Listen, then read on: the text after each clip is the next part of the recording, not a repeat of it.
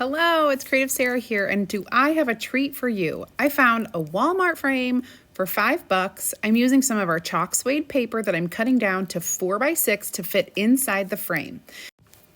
I went ahead and did a very light waxing over top of the chalk suede paper, and I'm using our awesome transfer Good Vibes on the Tides.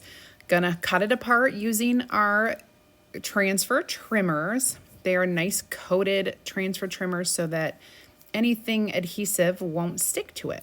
Labeling the back of my backer sheets, and I'm going to go ahead and start chalking on the actual paper. If you want to make this super easy and reusable, you can just put the paper in the frame and chalk right on the glass. You can wash our chalk paste off of glass anytime you want. Or you can do it the way I'm doing it and put the chalk underneath the glass, and it's going to be perfect either way you choose to do it. I'm using some gray and blue chalk paste. It's going to be so cool, you guys. I have this awesome lake house theme going on upstairs, and we are going to add this to it. I cannot wait. I'm super excited to be able to add this to my decor, and wait till you see the surprise at the end, you guys. It's coming.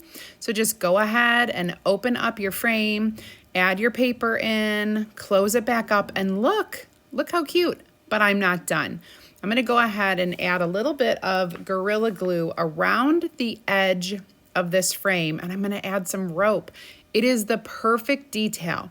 I'm starting with hot glue, and I'm going to add little bits of hot glue in between my Gorilla Glue. That way I'm using the 2-glue method, and I have that instant hot glue to set it in place and hold it there while that Gorilla Glue dries overnight and stays for a much stronger hold. I don't know about you, but I've had some issues with hot glue not lasting the longest.